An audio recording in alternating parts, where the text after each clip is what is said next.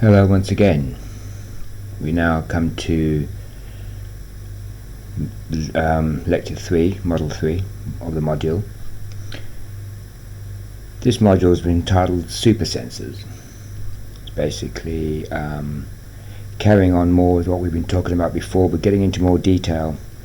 We're starting to move into the so-called the metaphysical or the spiritual side of this course over the next couple of lectures and over the next time we're going to spend together. But anyway, let's start, shall we?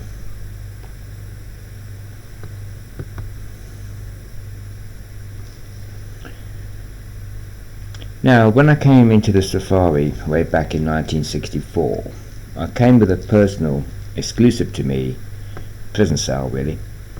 Nowadays it's called Asperger's syndrome, or to put it more bluntly, autism, but there's different types of like autism and Asperger's, whatever, but this is not part of the scope. But in those days they didn't know what the hell it was.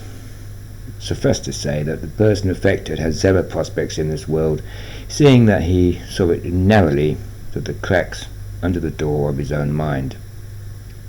However, all this was blasted away by a few simple chords of a single song, emanating out of a wooden radio, or radiogram in those days, in my mother's living room, in a grimy Nottingham suburb. The song was Yellow Submarine, a throwaway little number, not a monolithic blockbuster like Hey Jude or Hard Day's Night. No, just a little filler that John gave to Ringo to sing, in his inevitable naughty boy accent. However, the effect on me was cosmic. After lying in steady state in front of said radio, I became aware. Alive? Because I was just basically physically dead. I wasn't moving at all or showing any emotion whatsoever. A sense of rhythm permeated my being as I started to hit the floor in time to the beat, and also to gurgle with delight at the sound of the music and Ringo's voice. My mum stared astonished, phoned the hospital, and my dad muddled me into the car and straight back to the same doctors who said nothing could be done. Now the Beatles got to hear about this, and a highly delighted Ringo Starr contacted my parents and sent me letters, photographs, and even a pair of drumsticks. Years later, he came to South Africa, and we spent a few hours in his hotel room, together with my parents and the press, and we jammed on an African tribal drum. And I could not believe actually meeting a Beatle.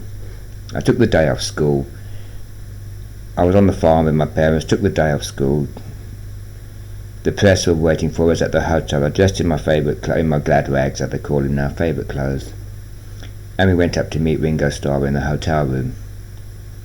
And it's a bit prophetic really, because after becoming a game ranger and all that, we were actually playing drums on an African tribal drum, which is I think is quite cool. But anyway, drumming came my big passion. I've been playing drums my whole life, and Ringo Starr taught me a few tricks I still use today. And I would say I'm very lucky. I mean, sometimes with Asperger's or autism, whatever it is, it just takes a trigger to trigger something in your mind that basically not brings you back to normal, because I don't think anyone's normal, but all I've got to show for it now is a speech defect, which I stammer a bit, and slightly weird, but not really that much. Anyway, this is just as a title to this lecture called Supersenses, as a part of the awakened senses and mental edges that we're going to start talking about. Supersenses. I mean, the power of music and rhythm cannot be overestimated. It saved me and acted as a trigger, picked the lock of the black metal door, and accessed my mind, allowing my natural self to join the world. Birds sing all the time, as a means of territory advertisement to attract a mate, and sometimes just for the joy of it. As mentioned before, elephants have a sense of key, and the singing of whales is used as a meditation aid to our overstressed mind. The African bush is never silent. I mean, it's never silent during the day, it's never silent at night. The still hot air is vibrating to the high-pitched drone of cicada beetles, birds call and challenge, occasionally zebras laugh, and the wildebeest may grunt. But it is the insects and birds that pretty much own the stage. As night falls, the cast changes, and evening cabaret swings in with frogs chiming like deranged alarm clocks, the occasional big cat roar or grunt or hoot of an owl. The natural world is sound intensive, with this medium being one of the most important, along with body language. A natural sense of rhythm permeates this silent cacophony, and every organism has this innate sense. I have personally timed the gaps between lion roars, between a lion's certain roars, and there are almost 2 bars every time. Books are full of the timing of birds, and hippo grunts are almost metronomic in their timing. Whilst working as a ranger, I built a home recording studio in my cupboard, lining the walls with egg boxes. I had my guitars, amplifiers, and recording gear all set up, and many a night was spent playing with beats, rhythms, melodies, and composing my own music. Often I used to go from there straight out on safari, and from the sounds of my own making in the studio to the sounds of the natural world in the African bush. I delighted in the oral power of it all, the oral power of it all. I mean, some purists question me having a music studio in what is a natural environment, but that just showed a lack of imagination and an unappreciation of the place music has, and whatever form it takes, in the vast natural universe we live and interact in.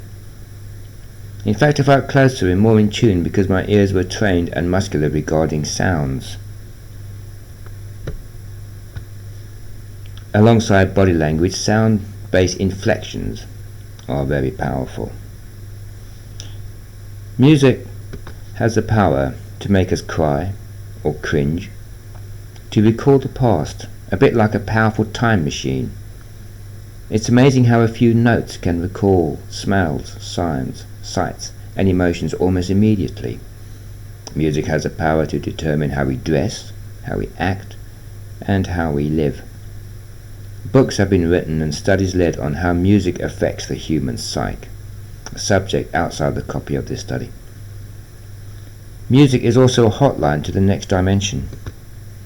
Altered states achieved by witch doctors and shamans are well documented, and often I have seen and felt the hypnotic effect of the powerful pounding and throbbing of African drums.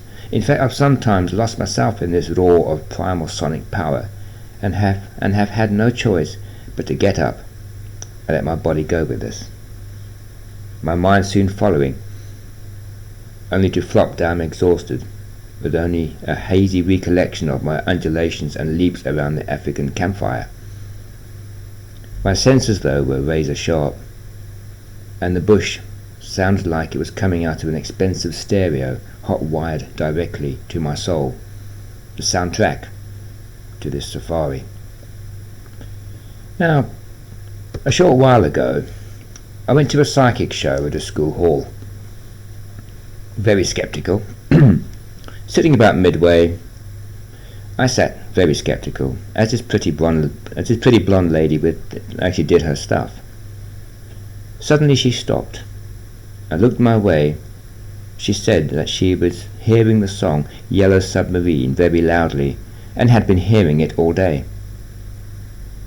Now believe me, in that time I learnt more about the afterlife than any church has ever tried to teach me. Shaken, I stood up, and she correctly channeled my deceased grandmother, who was present when I had autism in the UK. I had never seen this lady before, and to the best of my knowledge no one had a Beatles t-shirt on in the audience, so she had no visual cues to pick up on. I was also extremely skeptical of any Western-style showbiz spirituality. That experience changed my mind. Music is spiritual, transcends any boundaries, physical, mental or spiritual, and in this last instance is proof it even goes beyond death. That is why I have labelled music, rhythm and sound a supersense. We're going to go into supersenses as we go on. Utilised, enjoyed and appreciated by all animals, birds and humans.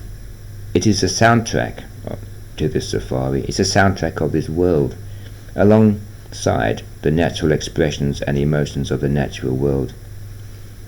I have composed and performed music on this site that is part of this school that encompasses this and is called Soul Safari music, using keyboard, guitars and natural sounds. This is my soundtrack into the soul and acts as an in-car stereo, so to speak, as we get closer to our destination. Any spiritual style music will do, not only my own. What I do is I go online to a website called Africam. Hold on, just excuse me a bit there. Which is a live streaming site that utilises cameras at African waterholes or rivers along with live sounds. Once I had the sounds of Africa in the headphones. I put on my own music CD to morph into the background and close my eyes. Assuming the lotus position and cosmic mudra with my hands, I count my breaths in and out. Incoming, I visualize the sounds and smells of the African ocean or jungle. To piggyback in the spiritual with the rushing and natural power of nature, flooding my soul and fueling this engine of my spirit as it travels this game trail.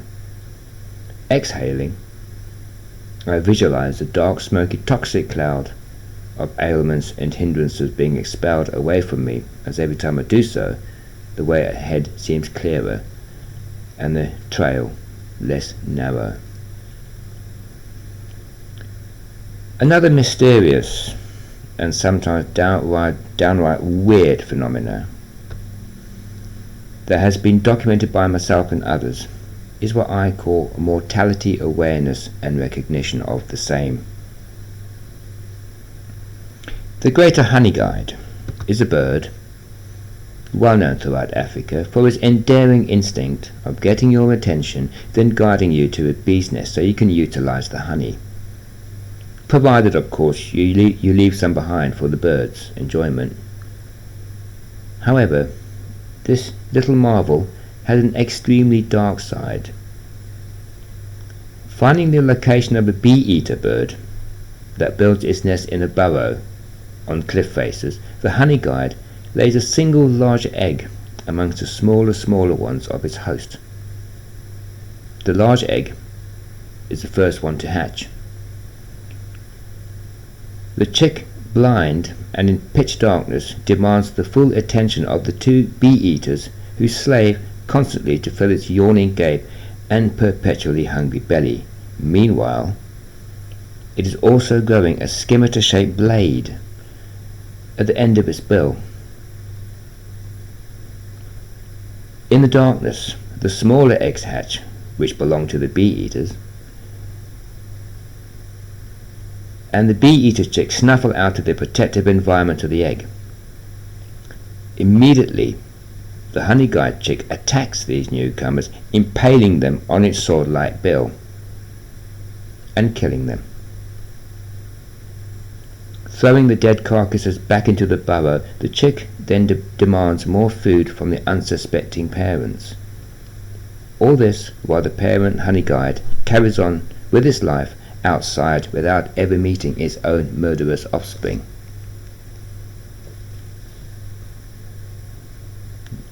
Now the cuckoo is another bird that lays its larger egg in another's nest, but this time the chick doesn't even wait for the eggs to hatch, but like a grotesque weightlifter seen from above, it shoulders the eggs using its stubby featherless wings and hurls them out of the nest. Is this done through anger and hate? No. It is a feature of instinct and the awareness of killing and death that is inbuilt and the direct result of competition. I have gone on before about the elephant's almost supernatural awareness of death as they pick up and fondle old bleached elephant bones and destroy tusks. Also, the mass migration of animals away from the site of a tsunami that is about to hit, I feel, is a direct result not only of the subliminal sounds that we cannot hear, but is a direct result of electromagnetic disturbances in the natural world. Birds migrate using the Earth's magnetic field, and I also think that animals are aware of and travel on ley lines in England. Einstein said that we are unable to create or destroy energy, we can only transfer it. Surely, the huge electromagnetic energy that is built up as a natural disaster becomes imminent acts as a beacon of warning to animals and birds that are more in tune than we are. It is the same with death. Using the Einstein principle of energy transference, death awareness is an inbuilt yet so far undiscovered, unresearched and a vast field of study. Time is a human invention, and clocks were the first instances of technology being integrated into domestic life. In fact, they have permeated and insinuated so deeply into our lives that our awareness would be unimaginable without it. Numerous cases around the world attest to the human power of spirituality and the slow ticking of hands around a circular universe. The death of a person is often followed by the sudden cessation, stopping of the clock never to work again, which has been quite well documented as time goes on. Pope Paul had a treasured alarm clock that he set to ring at 6 o'clock every morning. The alarm went off the moment of his death. That was not at 6 o'clock. Hampton Court Palaces houses a clock that stopped when Henry VIII died in 1547. It stopped again 6 years later on the death of his son, Edward VI. In 1619, it stopped at mid-stroke when Anne of Denmark, consort of James I, passed away.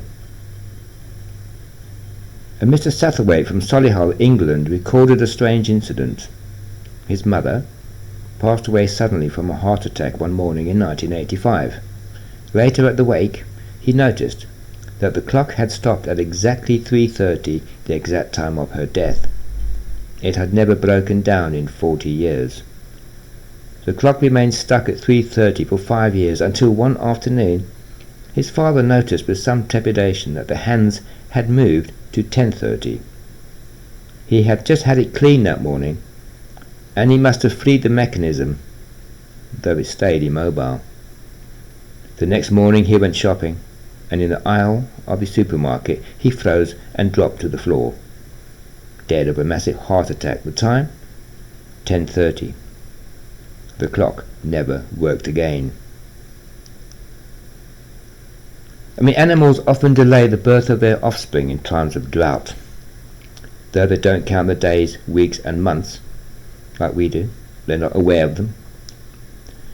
A nuclear time awareness seems to be present in the biological body clock of nature. Not aware of, they are obviously aware of night and day, but they're not aware of the word Monday, or the word year, or numbers of the calendar.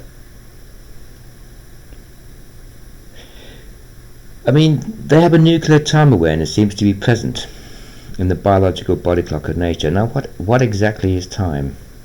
I have a theory, and I might be wrong, but is it possible that we speed up our own aging process by being constantly time aware,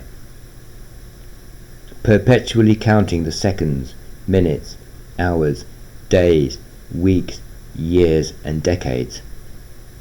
Our body adjusts and becomes aware that it is older than it was a second ago, 60 seconds older than a minute ago, 60 minutes older than it was an hour ago, 24 hours older than yesterday, and so it goes on.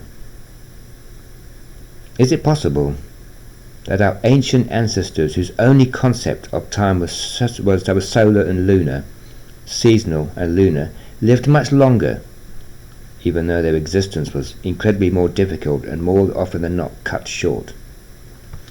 I mean, I remember working in the bush. I had no concept of days, weeks, or sometimes months even. I was quite surprised to be told that my holidays were due, and that I had already spent 6 weeks doing safaris, with the days just morphing into one big movie with a fantastic leading cast. So time is pretty much a human invention. And it's a very, very big subject because our Earth goes around the Sun 365 days, etc., etc. Our Sun goes around the galaxy in so many millions of light years, but is that time? Or is it something we've invented to rule our lives? I don't know. I mean, animal clocks are geared towards the seasons, migrations and procreation. The lengthening and shortening of days brings about physiological changes like the snow hare in Scotland growing a thick mantle of white fur, triggered by the shortening days as the winter approaches. Maybe, just maybe, our body also triggers a minuscule atomic level aging reflex every time we look at our watch or clock, or contemplate death even. The crows and jackdaws will gather around the body of a dead comrade and create one unholy racket.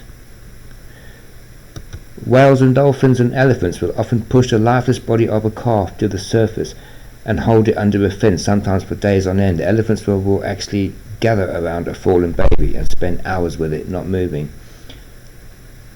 To leopards and gorillas even also have been shown to hold on to a dead baby and show real documented signs of grief. Does this show death awareness? Or is this nature's way of using emotion to trigger the reproductive organs, to kick back into gear and make up for the loss? I think it's a mixture of both, depending on the species. We have a soul. The evidence is there worldwide, from chanting, tribesmen to quantum physics, from Kirlian photography to mood stones. The existence of a spiritual corporate being using a physical self to communicate, interact, exist in this dimension and evolve it is beyond dispute in my book, and is one of the dominant awareness keys that lead on to the safari of the soul. O death, where is your sting? O grave, where is your power? Says the Bible. Evolution is spiritual as well as physical. To say that our brilliant minds that can conceive the mathematical formula to use gravitational forces of planets to slingshot satellites is just switched off at death is an insult to evolution and to my intelligence and yours. Einstein again said we are unable to create or destroy energy, just only transfer it. We and all living things are one bundle of electromagnetic energy. Do the maths. I believe that animals are conscious of their soul and do have a sense of death, though they do lack the impending doom imagination that we have, due to our not being on the menu and reasonably safe. I believe, like a swallow that has the urge to migrate to another land even though it has never been seen, we have the urge to migrate to our spiritual destination even though it lies beyond this conscious living existence. Birds use the electromagnetic force of the earth and stars to navigate. We use the electromagnetic third eye to tune in, using churches, belief systems, faith and spirituality as our stars. Once when I was a boy, I found the body of an old lizard. Funny enough. The inside had rotted away. Only the whole calcareous the bones remained. And I was sat down and I thought, I must have been about 12, I think. What life force was inside that body, keeping the heart beating, the brain working, until it all shut down and decay set in? Where did that life force go? The impact that revelation had on me was life-changing. Now, I personally believe that people say, yeah, you were dead before you were alive, so before you were born you were dead. No, you weren't dead, you didn't exist. The second you were born, then death becomes a reality. Then death is something else. It's not nothing. So you weren't dead before you were born. You did not exist to experience death. The second you got life, then death now becomes a reality. So death is a construct. As much as life is a construct, death is also a construct. And I personally believe that death is yet a beginning. It's not an end. In this day and age, when even in the news they say that the doomsday clock is set to 2 minutes to midnight, the world appears to be gearing up to some kind of Armageddon, and global warming is promising to be a catastrophe. I mean, is it any surprise, that we find whales beaching themselves and dying for no reason? Every living thing is connected by the force field of life. And when millions of refugees are on the move, wars are raining destruction, with vengeful imagined gods declaring war on women and children, then this black spiritual cloud permeates into the natural world, and higher intelligent organisms feel the unease and the panic too.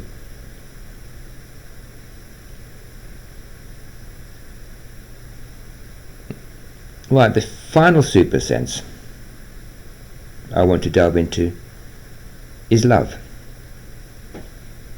There is always some madness in love, yet always some reason in madness, as Nietzsche says.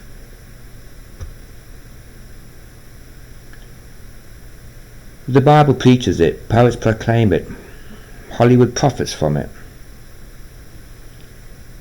and we cannot live without it. But what is it?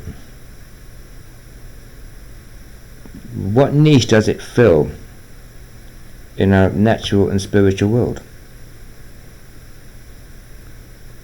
I can recall with great clarity the first time I ever read that most powerful novel, Wuthering Heights. A story of love so powerful it transcends the grave. And in no other story has the savage beauty of the natural world and the voracious fire of human romantic love been so beautifully welded together. Yet, is it a distinctive human trait? That strange ability to suspend all reason, embrace foolishness, and a willingness coupled with passion. That strange event when a person disturbs your whole body, disturbs your whole physical body, your whole mental body, enslaves your mind to a point, and gives your imagination a huge type of dollop of Spielberg creativity, complete with Technicolor and surround sound. We all remember our first girlfriend or boyfriend. What is it? What use is it? What use is love? Is it some kind of survival mechanism? But that makes no sense, as surely species survival would be to impregnate as many and as often as possible. Also, it is possible for technology to measure the changes in the body when two things happen: every time we lie and when we fall in love. Do animals fall in love? I believe they do, and they show it. Elephants, as explained before, are a prime example. Just because they don't talk to us, how do we know what they're feeling? In Japan, at Harajuku Station, there was a statue of a dog whose master died whilst at work. Every day, after that sad event, this dog came back to the station at the same time every evening to await his master, who was never coming home. This was noticed, and this dog became a minor celebrity before dying of a broken heart a short times afterward. The love and loyalty shown influenced a lot of society, and a statue was erected in his honor. There is also a recorded case of two dogs who were a couple, though the male bullied the female incessantly, chasing her of food, etc. However, when she developed a cancer tumor on her leg, that was invisible to the dog. His behaviour underwent a sea change. He was then her devoted nurse, allowing her to eat first and constantly mothering her. Love makes no sense. It has no scientific purpose, though the health benefits are obvious. On an evolutionary scale, it is like a vestigial appendage of our spiritual body, much like our physical appendix that was part of the original blueprint, though through practical usage it became obsolete and either shrank or was discarded. Yet love has continued to grow bigger and more powerful.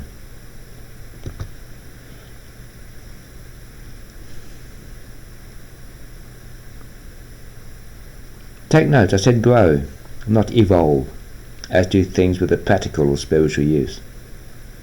Love never dies. Love is eternal. Love has the same feeling, the same product, the same emotions ever since we took our eyes off Tyrannosaurus Rex and noticed the shapely honey next to us.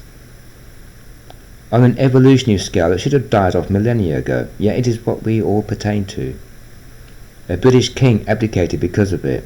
The Taj Mahal was built because of it, and a king on the cross died for it. We are all constantly searching for that crazy little thing called love, as millions of dating sites attest. We seek it like an animal seeks prey, like a bird seeking to migrate, and we constantly fantasize about the day and time that we find it. Why? Surely it would make more sense just to abandon marriage and fidelity completely, remove deficient males and females from the gene pool, then rut like a dare stag, spreading your DNA and ensuring your actual genetic continuance and survival. Isn't that how Mother Nature works? Note the word mother. And how Hitler envisioned the master race. No, that is not how the natural world works, thank goodness, and that is not the key to survival. A lack of emotion is also a lack of caring. A lioness will love her cubs.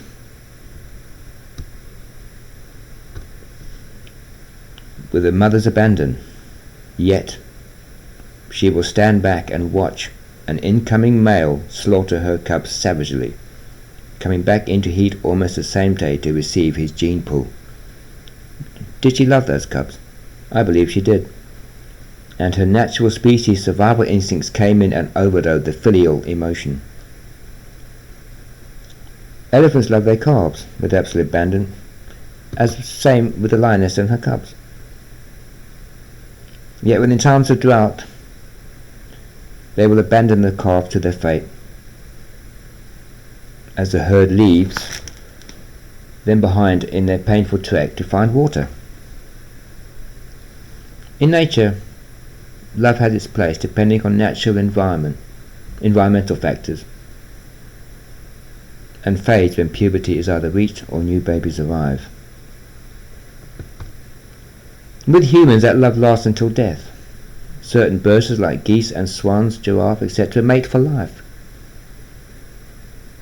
Certain animals pair up for life, like actual gorillas, elephants, and the pain when a loved one dies is painfully obvious and oh, it's so human.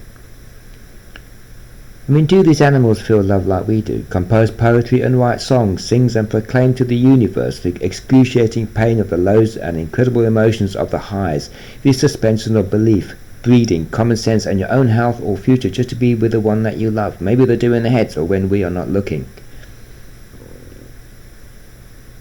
Love is protective, fierce and loyal, and that is just as important for a survival mechanism as a later set of fangs or designer claws.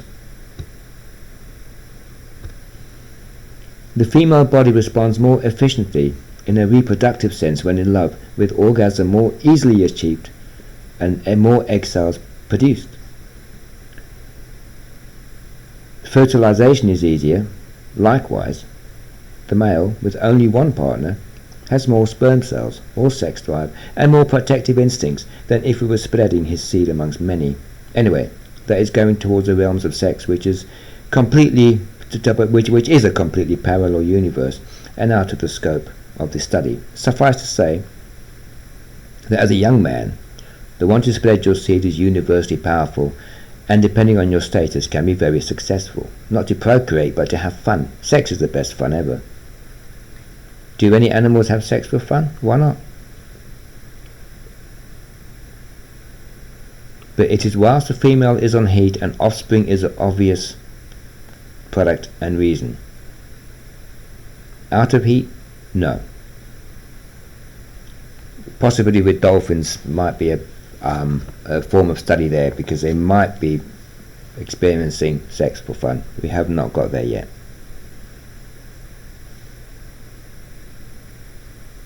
Yet we try with all our refined hunting techniques and well-polished lives not to have babies but to enjoy sex.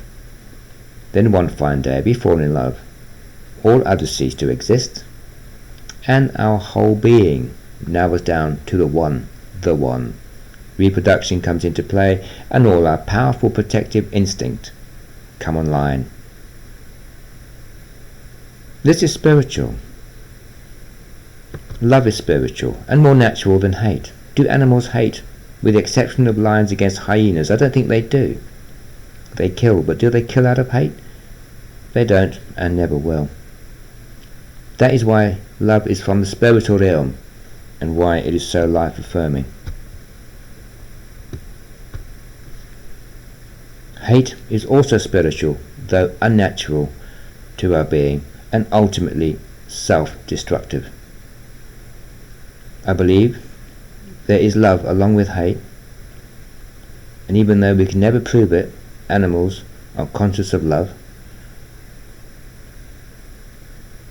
and once again with the exception of lions and hyenas that I know, not conscious of hate.